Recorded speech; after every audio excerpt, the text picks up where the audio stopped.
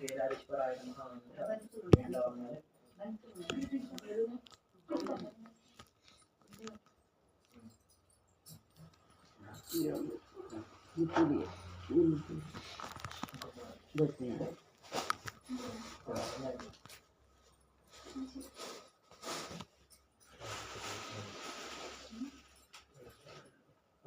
నా భాగ్యం కూడా మీరు కథ వినుకుంటా నా భక్తులు మీరు కేదారేశ్వరాయ పూర్వము ఒకనొక చిన్న గ్రామంలో ఒక నిరుపేద కుటుంబంలో ఇద్దరు అక్కాచెల్లెలు జన్మించారు. పెద్దమ్మ పేరు పెద్దకమ్మ, చిన్నమ్మ పేరు చిన్నకమ్మ. కూలి చేసుకునే వారిద్దరు తల్లిదండ్రులు వారిద్దరిని చదివించే స్తోమత లేకపోవడంతో వాళ్ళిద్దరిని ఆ దారి మధ్యలో ఉన్న శివాలయంలో వదిలి మళ్ళీ తిరిగి సాయంత్రం అయిపోయిన తర్వాత తీసుకొని ఇంటికొని వెళ్ళేవారు అనమాట. ఆ ఇద్దరు పిల్లలు ఆ గుడిలో ఉన్న శివలింగంతో ప్రతిరోజు నిత్యం ఆడుకునేటోళ్ళు. అది ఎలాగా అంటే ఆ గుడిలో ఉన్న బావి ఉంటుంది. ఆ బావిలో నీళ్ళు తీసుకొని వెళ్ళి శివలింగంపై నీళ్లు పోస్తూ అక్కడున్న చెట్ల ఆ పూలు తీసుకొని వెళ్ళి పూలు పెడుతూ ఆ చెట్టుకు కాసిన చెట్లకు కాసిన ఆ కాయలు తీసుకొని వెళ్ళి నైవేద్యం పెడుతూ అలా ప్రతిరోజు ఆడుకునేటోళ్ళు అనమాట.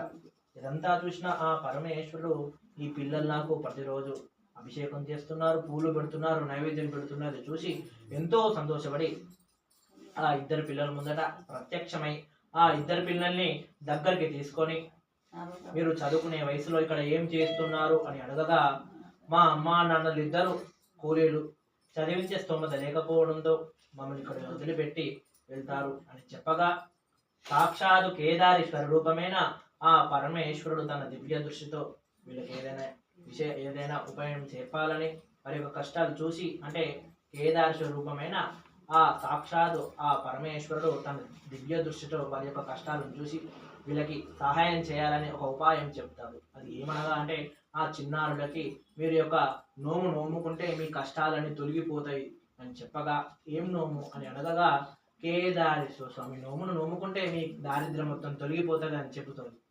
చెబుతాడు అనమాట. అయితే ఈ నోమును ఎలా చేయాలో మాకు తెలియదు కదా అంటే ఆ యొక్క వృత్తాంతం కూడా చెప్పి పూజా విధానం కూడా ఎలా చేయాలో కూడా ఆ పిల్లలకు అర్థమయ్యేలా చెప్తారు. చెప్పిన తర్వాత మీ అమ్మా నాన్న రాగానే ఈ విషయం చెప్పండి, మీ దారిద్ర్యం మొత్తం తొలగిపోతుంది అని చెప్పి ఆ పిల్లలకు అర్థమయ్యేటట్టు చెప్పి అక్కడున్న పూజా ద్రవ్యాలు అంటే ఆ పూజకు ఆ కేదారేశ్వర నోముకు ఏం పూజా వస్తువులు ఎలాంటి ఏవి దొరుకుతాయో అంటే ఏ పూజతో చేసుకోవాలో ఏ వస్తువులతో చేసుకోవాలో ఎటువంటి పూజ చేసుకోవాలో అని విషయం మొత్తం ఆ చిన్నారులకు అర్థమయ్యేటట్టు చెప్పి అక్కడ నుంచి అదృశ్యమైపోతారు అనమాట. వారు తల్లిదండ్రులు సాయంత్రం పని ముగించుకొని ఆ గుడి దగ్గరికి వస్తాడు. వచ్చి ఆ చిన్నారుని ఇంటికి తీసుకెళ్తుంటే ఆ దారి మధ్యలో ఈ యొక్క పిల్లలు చిన్నారులు ఇలా చెప్తారు. పరమేశ్వరుడు ప్రత్యక్షమై మనకి ఇలా చెప్పారమ్మా, సాక్షాత్తు పరమేశ్వరుడు మనకొచ్చి మన కష్టాలను తొలగిపోతాయంటే మనం నోముకుంటే ఈ నోముకుందామమ్మా అని చెబుతా ఉంటే వీళ్ళు ఏదో ఆకతాయిగా ఆట పట్టిస్తున్నారేమో అనుకుంటా వీళ్ళు ఇలా చెబుతున్నారని అనుకొని వాళ్ళ మాటలన్నీ కొట్టివేస్తారనమాట.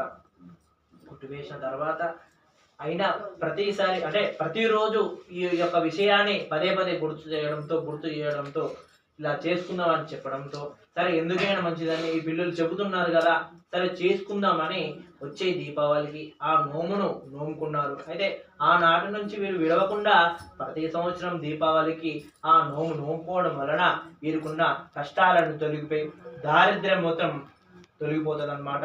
వీళ్ళు పేరు ప్రతిష్టలు సంఘంలో మంచి పేరు కూడా తెచ్చుకుంటారు. ఇంతలో ఆ ఇద్దరు చిన్న పిల్లలు పెద్దగా యుక్త వయసుకి వస్తారు. చదువు కూడా పూర్తి అవుతుంది.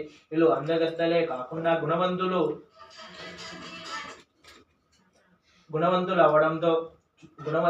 అందగత్తలు అవడంతో చుట్టుపక్కలున్న రాజ్యాల్లో మహారాజులు వారి యొక్క యువరాజును పంపించి ఆ ఇద్దరు అక్కజల్లని వారి యొక్క ధనంతో అంగరంగ వైభవంగా వివాహం చేసుకొని అక్కడి నుంచి వారి రాజ్యాలకు తీసుకొని వెళ్ళి వాళ్ళిద్దరిని మహారాణిగా పట్టాభిషేకం చేస్తారనమాట.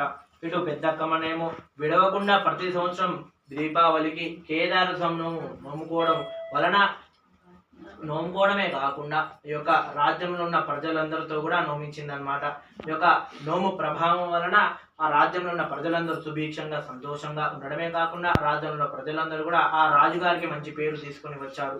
ఇటు చిన్నక్క దిక్కు చూసుకుంటేనేమో కొన్ని సంవత్సరాలు నోముకున్న తర్వాత పుత్ర సంతానం కలిగింది. ఆమెకి అహం అనేది ఆ పుత్ర సంతానం కలిగిన తర్వాత స్టార్ట్ అయింది. అది ఏ విధంగా అంటే, ఈ యొక్క రాజ్యానికి నేను మహారాణి, నాకు వజ్ర వైడూర్యాలు మన మాణిక్యాలు, ఈ యొక్క మంది మార్బులం, నాకు పుత్ర సంతానం కూడా కలిగింది, నాకు ఇంకేం పూజలు చేసుకోవాలి, ఏం నోములు చేసుకోవాలి అని ఆమెలో ఆమె అనుకుంటూ ఆ చేయి దిక్కు చూసుకుంటే, ఆమె కుడి చేయి దిక్కు చూసుకుంటా ఉంటే ఆ చేతి మధ్యలో ఉన్న ఆ కంకణాన్ని, ఒక పత్తితో చేసిన కంకణాన్ని చూసి ఇలా ఉంటుందన్నమాట. వజ్ర వైడూర్యాలతో కూడి ఉన్న ఆ గాజుల మధ్యలో ఆ పత్తితో చేసిన ఆ కంకణాన్ని చూసి నాకు అసహ్యంగా అనిపిస్తుంది. వజ్ర వైడూర్యాలతో కూడి ఉన్న అసహ్యంగా ఉంది. అయితే ఆ మెడలో ఉన్న మణి మాణిక్యాలతో కూడి ఉన్న ఆ నగల మధ్యలో తోరణం ఉండదు, ఆ తోరణం కూడా చూసి ఇలా అంటుందన్నమాట, ఇట్లా అసహ్యంగా అనిపిస్తుందని ఆ రెండింటిని తీసి తెంపి విసిరేస్తుంది అనమాట. అది వెళ్ళి ఒక కాకర తీగపై పడుతుంది. బయటికి విసిరేస్తే ఆ బయట ఒక కాకర తీగ ఉంటుంది, ఆ కాకర తీగపై పడుతుంది. ఆ కాకర తీగనేమో ఆకులు కనిపించకుండా కాయలు కాసి చాలా గొప్పగా పడవెళ్తుంది. అదేమి చేయి విషయానికి వస్తే చిన్న చిన్న కురుపులు చేయి మీద మొదలై ఒళ్ళంతా పాకి చీము నెత్తులతో అందవిహీనంగా అసఖ్యంగా దుర్గంధతో అంటే మొత్తం ఆ చీము నెత్తురు అనేది గలీజ్ వాసన వస్తుంది. కాబట్టి ఆ అందవిహీనత అసఖ్యంతో ఆ ఉండడం వలన ఈ యొక్క విషయాన్ని రాజుగారు తెలుసుకొని ఆమె దగ్గరికి వచ్చి, నేను ఈ అందం చూసి వివాహం చేసుకున్నాను, ఆ అందమే లేనప్పుడు ఇక్కడ నుంచి వెళ్ళిపో, ఈ రాజగృహం నుంచి వెళ్ళిపో అని చెప్పి నువ్వు మీ కొడుకుని తీసుకొని ఈ రాజ్యం నుంచి వెళ్ళిపో అని రాజ బహిష్కరణ చేస్తారనమాట. అయితే ఈ యొక్క కుమారుడు వారి యొక్క రాణి ఆ రాజగృహం నుంచి బయటికి వెళ్ళిపోయి దారి గుండా అంటే ఊర్లోకి గ్రామం లోపలికి నడుచుకుంటూ వెళ్తూ ఉంటారు అనమాట. ఆ సమయంలో ఈ చిన్నారికి ఆకలి వేస్తూ ఉంటుంది, ఏమైనా పని దొరుకుతుందేమో వాళ్ళు వీళ్ళని అడుగుతూ ఉంటే ఎవరు కూడా సహాయం చేయరు. ఎందుకంటే ఈ యొక్క రాజుగారే రాజగృహం నుంచి బహిష్కరించారు కాబట్టి వారికి సహాయం చేస్తే వీళ్ళని శిక్షిస్తారనే భయంతో వాళ్ళకి సహాయం చేయరనమాట. అయితే ఈమె ఏం చేయాలో తోచక ఇక భిక్షం అనేది స్టార్ట్ చేస్తుంది, భిక్షం ఎత్తుకోవడం అనేది స్టార్ట్ చేస్తుంది. అప్పటి నుంచి భిక్షం ఎత్తుకుంటా వచ్చిన దాంట్లో ఫస్ట్ మొదట ఈ యొక్క అబ్బాయికి పెట్టి మిగిలింది ఈమె తిని అట్లా ప్రతిరోజు గడుస్తూ ఉంటుంది. కొన్ని రోజుల తర్వాత, కొన్ని సంవత్సరాల తర్వాత ఆ బాలుడికి ఊహ అనేది తెలుస్తుంది. అప్పుడప్పుడే మాటలు అందరూ మాట్లాడుకుంటూ ఉంటారు కాబట్టి ఆ మాటలు అనేది అర్థం చేసుకున్న వయసు అనేది అప్పుడు వస్తుంది. అయితే ఆ గ్రామంలో ఉన్న ఆ రాజ్యంలో ఉంటారు వాళ్ళు ఒక మూలన. ఆ గ్రామంలో ఆ ప్రజలందరూ కూడా వాళ్ళ పిల్లలతోనే ఆడుకుంటూ ఉంటారు కాబట్టి ఆ పిల్లలందరూ, ఆ పెద్దోళ్ళందరూ కూడా రాజ్యంలో ఉన్న ప్రజలందరూ కూడా అతన్ని రాజుగారు కొడుకు అంటూ ఉంటారు అనమాట. అయితే ఈ బాలుడికి మేమేమో భిక్షం ఎత్తుకుతూ ఉంటాం, నాడు రాజుగారు కొడుకు అంటున్నారు ఏందని అతను అనుకొని వాళ్ళు మిగతా వాళ్ళని అడిగినా కూడా ఎవరు కూడా ఆ విషయం చెప్పరనమాట. అయితే నేరుగా వాళ్ళ అమ్మ దగ్గరికి వెళ్ళి నన్ను ఇలా ఎందుకు అంటున్నారు అని అడగగా విషయం మొత్తం చెప్పగా ఆ బాలుడు ఎంతో ముఖ్యులు దుఃఖమై బాధపడుతున్న ఆయన ఇక ఈ కుమారుడు ఏమంటుందంటే, మనం జీవితాంతం ఇంతేనా, భిక్షం ఎత్తుకుతేనా బతుకుతామా అమ్మ అని అడగగా చెప్పగా వారి యొక్క తల్లి బాధపడుకున్న ఆయన పక్క రాజ్యంలో ఉన్న మహారాణికి స్వయాన పెద్దమ్మ అవుతుంది. మన విషయాలు ఎవరైనా వెళ్ళి చెప్తే ఖచ్చితంగా మనకు సహాయం చేస్తుంది పెద్దమ్మ, మీ యొక్క పెద్దమ్మ ఖచ్చితంగా సహాయం చేస్తుంది, నాకు స్వయాన సొంత అక్క అవుతుంది, ఖచ్చితంగా మనకి సహాయం చేస్తుంది చెప్పగా ఎవరో ఎందుకమ్మా నేనే వెళ్తాను అని చెప్పి తెల్లారే లేచి సద్దన్నం కట్టుకొని బయలుదేరుతాడు పక్క రాజ్యానికి. కొన్ని రోజుల తర్వాత ఆ రాజ్యానికి చేరుకొని ఆ రాణికి విషయం మొత్తం చెప్పగా ఆ విషయం తెలుసుకున్న మహారాణి దగ్గర తీసుకొని, అవునా నేను ఎలా జరిగిందా అని ఓదార్చి కొత్త బట్టలు పెట్టి కడుపు నిండా భోజనం పెడుతుందన్నమాట. కొన్ని రోజులు ఉంచుకుంటుంది ఆ బాలుని. ఉంచుకున్న తర్వాత ఒక ధనం మూట ఇచ్చి, ఇది చేసుకొని అమ్మ దగ్గరికి వెళ్ళు, మీ కష్టాలను మీ దారిద్ర్యం మొత్తం తొలగిపోతుంది అని చెప్పగా ఆ మూటలో వజ్ర వైడూర్యాలతో కూడి ఉన్న మణి మాణిక్యాలు ఉంటాయి అన్నమాట. ఆ ధనం తీసుకొని నేరుగా అడవిగుండగా వాళ్ళ అమ్మ దగ్గరికి వెళ్తూ ఉంటాడు. అడవిగుండగా వెళ్తూ ఉంటే అతనికి కొద్ది దూరం అయిన తర్వాత దాహం వేస్తూ ఉంటుంది. దాహం వేసినప్పుడు చుట్టుపక్కల చూస్తే ఒక బావి కనిపిస్తుంది. ఆ బావి దగ్గరికి వెళ్ళి ఆ మూట అనేది గట్టుపై పెట్టి కిందికి దిగి దాహం తీర్చుకుంటూ ఉంటాడు. మళ్ళా ఆ బాలుడు దాహం తీర్చుకున్నప్పుడు అప్పుడే పెద్ద పెద్ద గాలు రావడంతో ఆ మూట అనేది బావిలో పడిపోతుంది. ఆ బాలుడికి ఈత రాకపోవడంతో ఏడ్చుకుంటూ ఏం చేయాలో తోచక ఏడ్చుకుంటూ వెళ్ళి వాళ్ళ పెద్దమ్మకి విషయం చెప్పగా, అవునా నాయన ఆ మూట పోతే పోని, నీకేం కాలేగా అని మళ్ళీ దగ్గర తీసుకొని ఓదార్చి మళ్ళా ఆ విషయాన్ని మర్చిపోయిన తర్వాత, ఆ బాలునికి మర్చిపోయిన తర్వాత ఒక వెదురు కొన్ని రోజులు ఉంచుకుంటుంది. మళ్ళీ కొన్ని రోజులు ఉంచుకున్న తర్వాత ఒక వెదురు బొంగు తెప్పించి అది మధ్యలో తీర్చాలి, వైడూర్యాలు పెట్టి అతకబెట్టి ఒక కర్రలా చెయ్యి కర్రలా ఇచ్చి పంపిస్తుంది. ఆ బాలుడు ఎంతో సంతోషంగా నేరుగా వాళ్ళ అమ్మ దగ్గరికి బయలుదేరుతూ ఉంటాడు. అడవి గుండగా వెళ్తా ఉంటే అదే సమయంలో ఈ యొక్క పశువుల కాపరి వస్తాడు. పశువుల కాపరి ఆ పశువులను తోలుకుంటా వస్తూ ఉంటాడు. ఆ బాలుడు చేతులున్న ఆ వెదురు బొంగుని కర్రను చూసి, నేను పశువులు కాస్తాను, నాకైతే ఆ కర్ర అవసరం పడితే నీకెందుకన్నా ఆ బాలుడు చేతున్న ఆ కర్ర తీసుకొని అక్కడ నుంచి బయలుదేరుతాడు.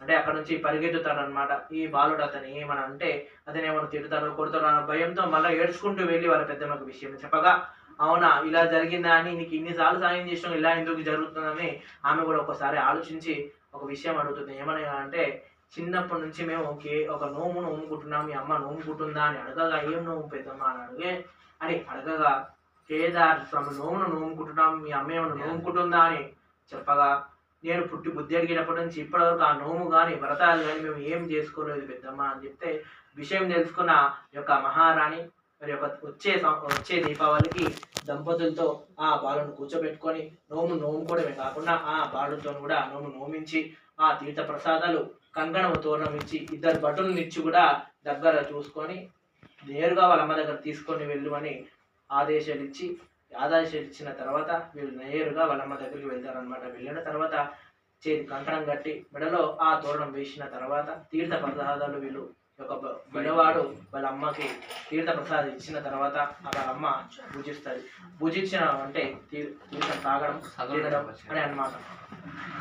వెంటనే తీర్థం తాగిన వెంటనే ఆమె చేతి మీద ఉన్న కురుపులు, చీము, నెత్తురు, అందవిహీనత, అసఖ్యత, ఆ దుర్గంధ వాసన మొత్తం తొలగిపోయి యథావిధిగా అందంగా తయారవుతుంది. ఈ విషయం తెలుసుకున్న ఆ రాజుగారు అక్కడికి వచ్చి ఈ యొక్క బాలుణ్ణి అంటే వారి యొక్క కుమారుణ్ణి, వారి యొక్క ధర్మపత్నిని అక్కడి నుంచి తీసుకొని వెళ్ళి యువరాణిని మహారాణిని తీసుకొని వెళ్ళి ఈ యొక్క రాజ్యానికి అంగరంగ వైభవంగా వాళ్ళిద్దరిని తీసుకొని వెళ్ళి ఆమెని మహారాణిగా ఈ యొక్క వాళ్ళ కుమారుణ్ణి యువరాజుగా పట్టాభిషేకం చేస్తారనమాట.